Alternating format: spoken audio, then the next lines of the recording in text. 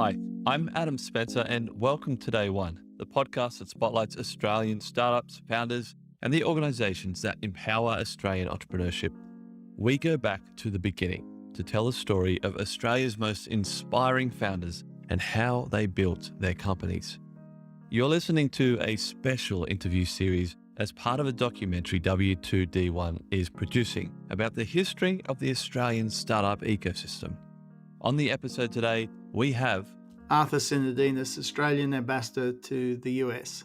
Great to be with you.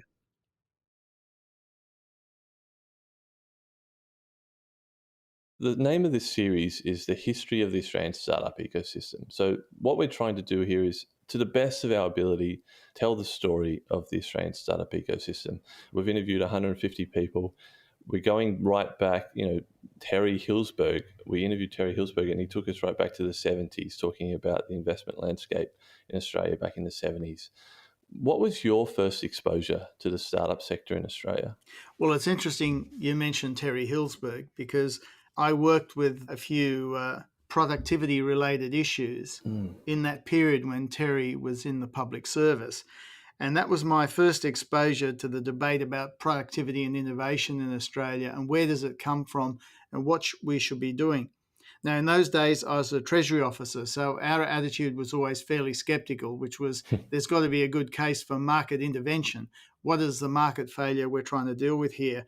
And I remember working on some papers in Treasury which were published around Treasury economic papers, they were called in those days, which talked about identifying the circumstances in which you subsidise investment in research, how far along the chain from basic to applied to final do you do it, and when you're thinking about the final outcomes, the idea was, well, if companies have enough incentive to invest in something, they will. So if it's commercial enough, at that stage, the government should be out of the picture and it's more the private sector.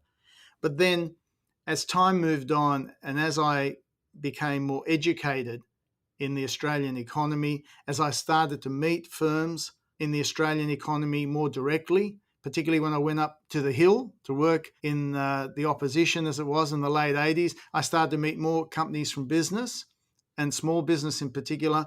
And I started to see there was more to the debate than that. And my views started to evolve further. And then in various jobs I had after that, including in banking and seeing the issues with financing, particularly of new businesses as opposed to established businesses, small versus large businesses, I started to get a better feel for, in the real world, where is it more appropriate government should intervene.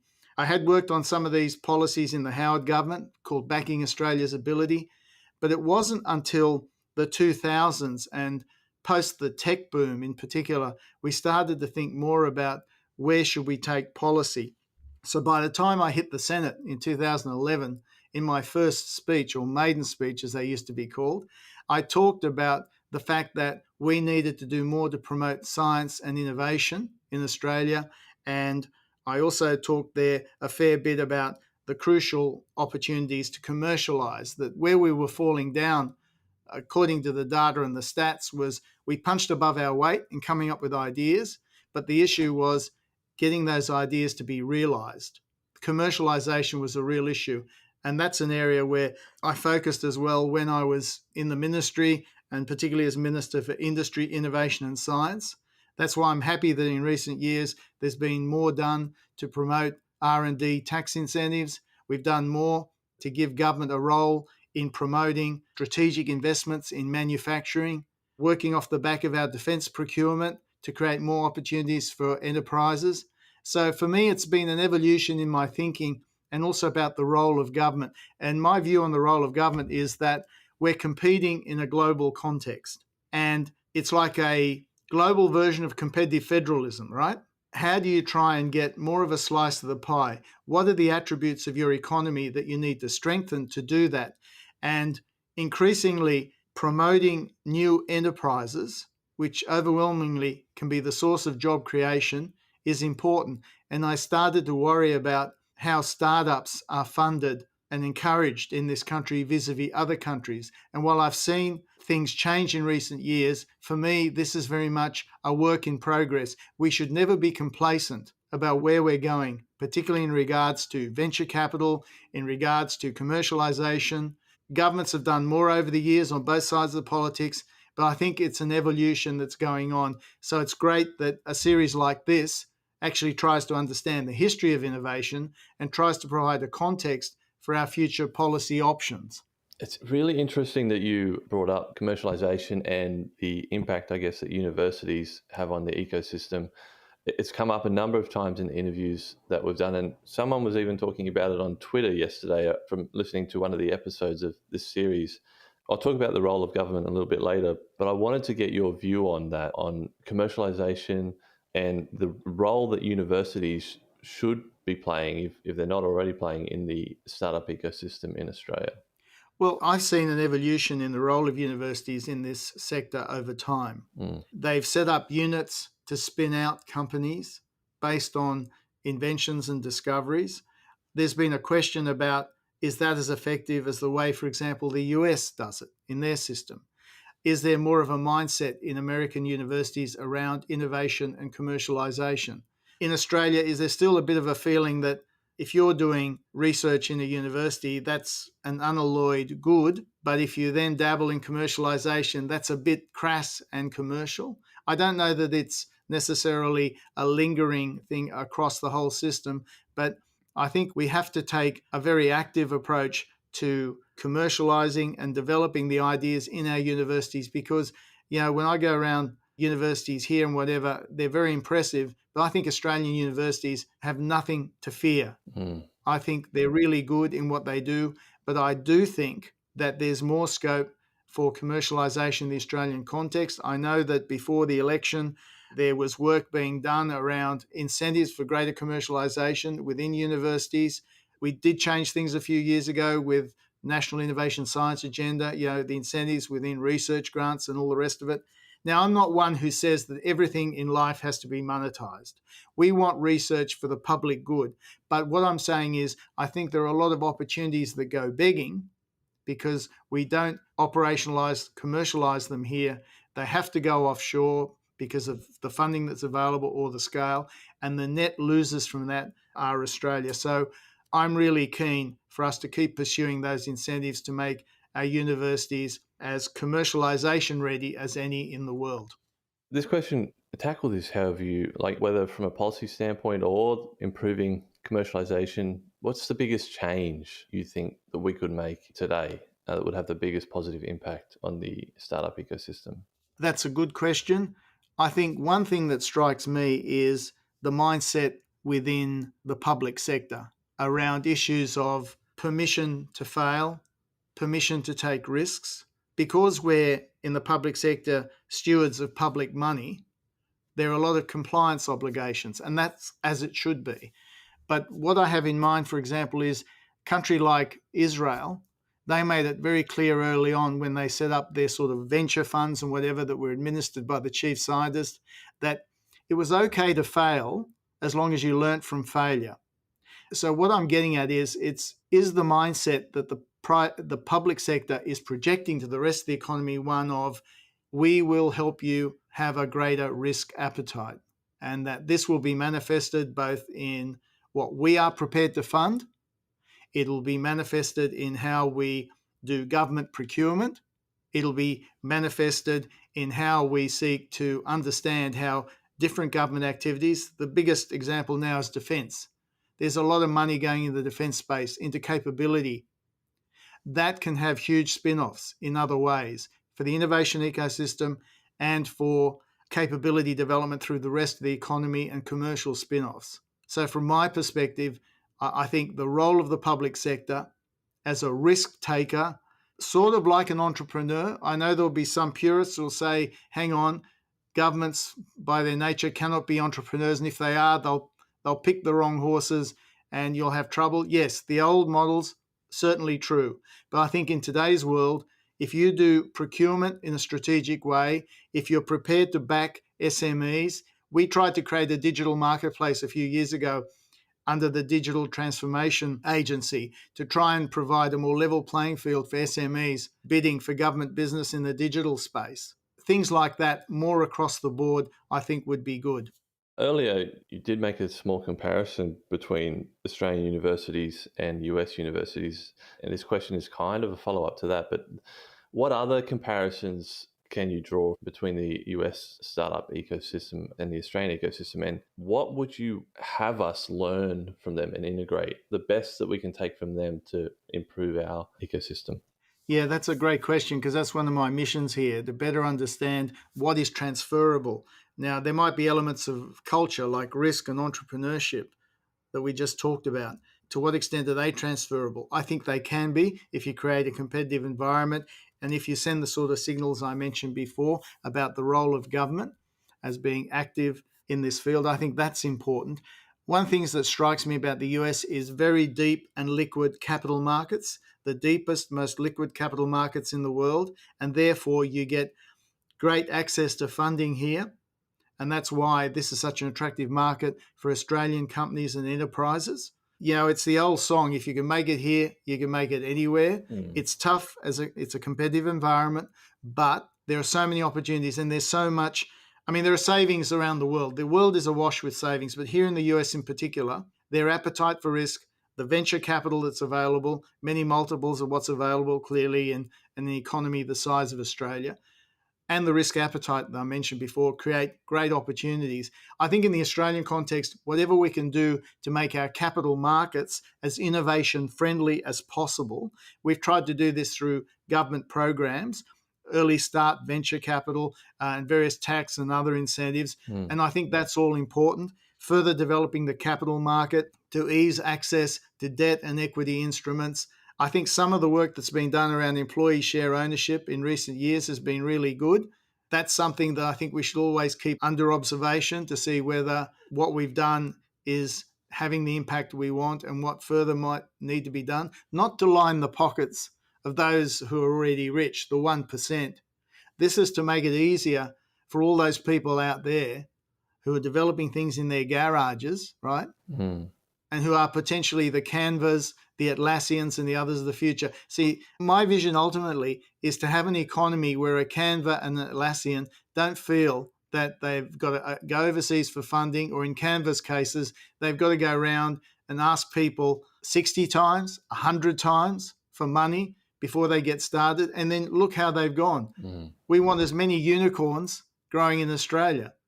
Now, that's easy to trip off the tongue, but you know, when I've gone around the Australian ecosystem, Adam, and I've seen some of the stuff that's going on, there's a lot of really good stuff there. And one of my missions here is how do we get more of the American venture capital and other systems understanding what's happening in Australia? That's very important. That is key.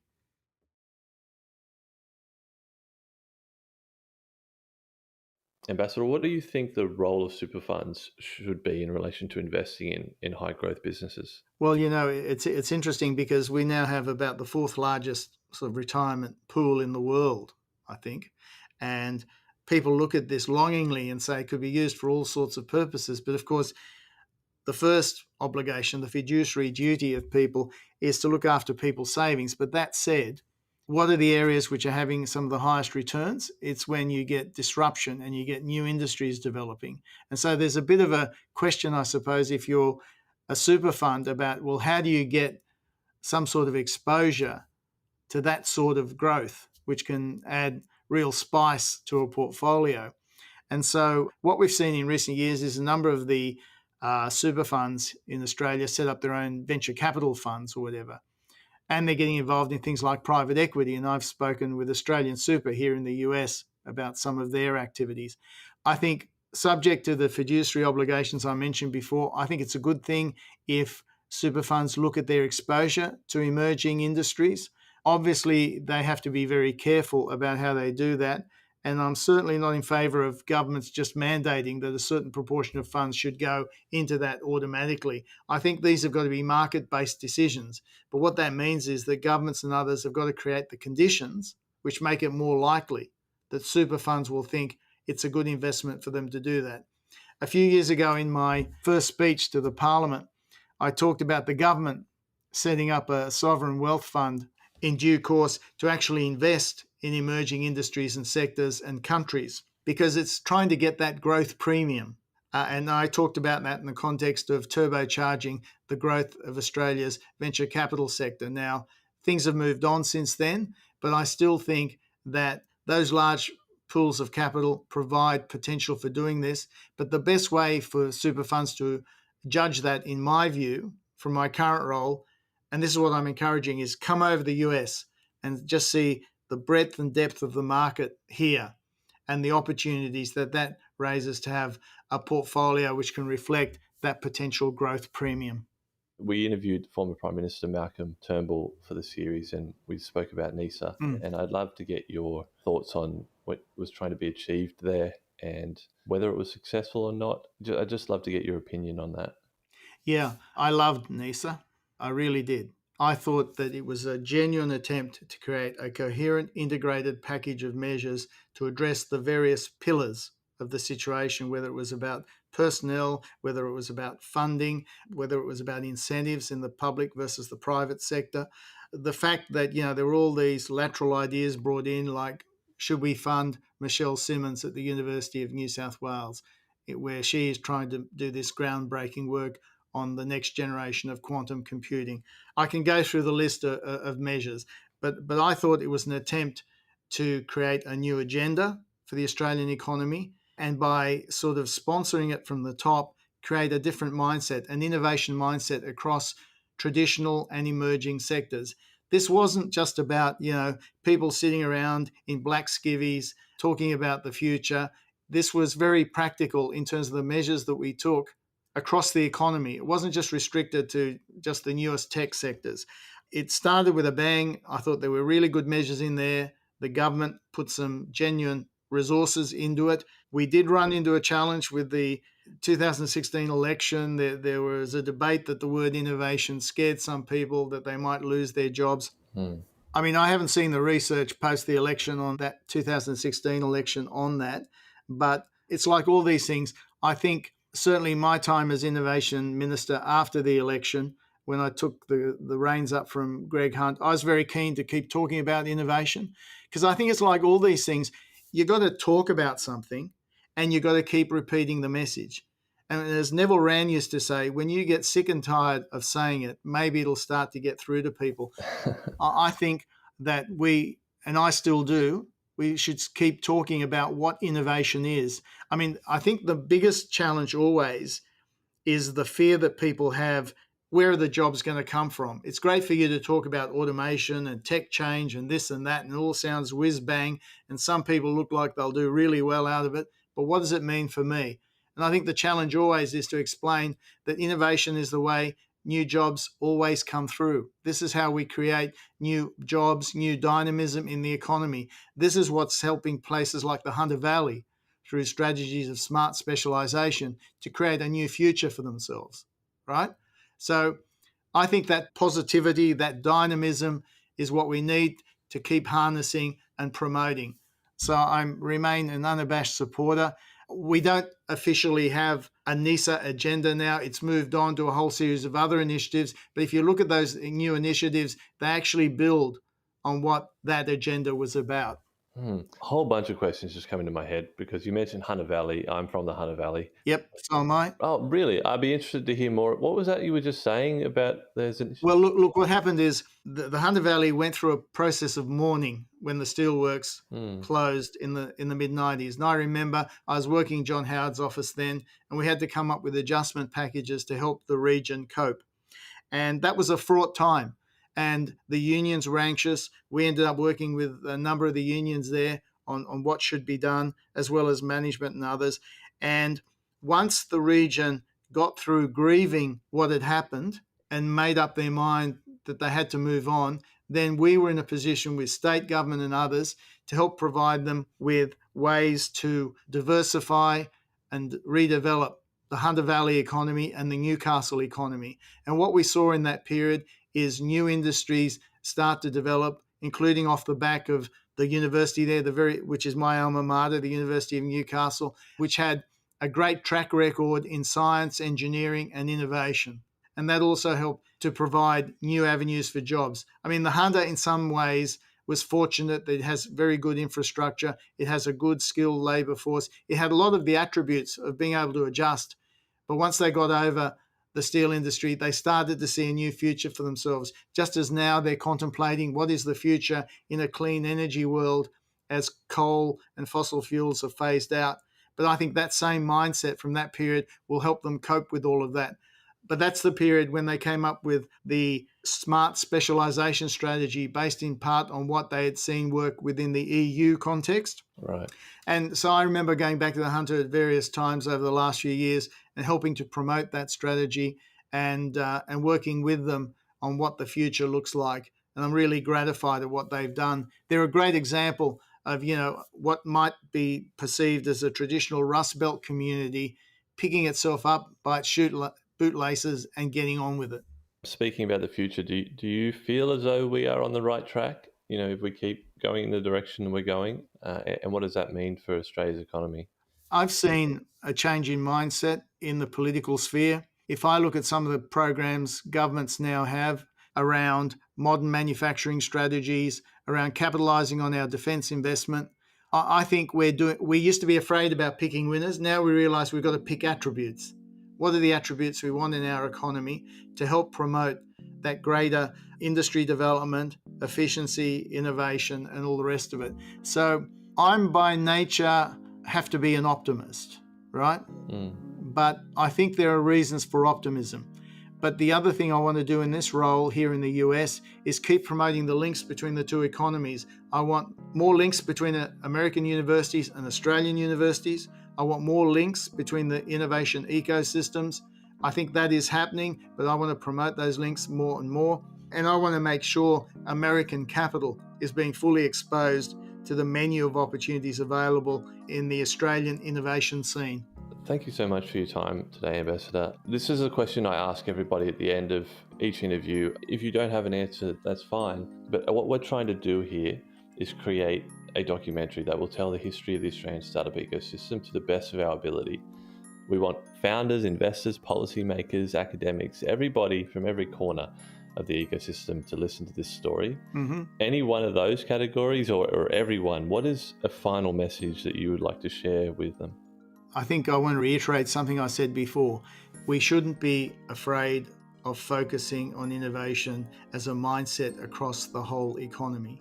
It's important in today's world to accept that those countries that are on the tech frontier, on the productivity frontier, are the countries that will shape the future. At the moment, in various international contexts like the Quad, we're in a working group on critical and emerging technologies, covering areas like AI, machine learning, cyber, quantum, biotech. Go through the list. 6G, plus 6G, telecommunications. We're looking at all these areas which will shape the future. So the future is changing around us. Look at the way the pandemic has accelerated digitization and the opportunities that opens up for us. We've got a digitization strategy, but we've got to keep accelerating the pace across all the areas of the innovation ecosystem. Thank you so much for your time, Ambassador. Thanks, Adam. Great to be with you.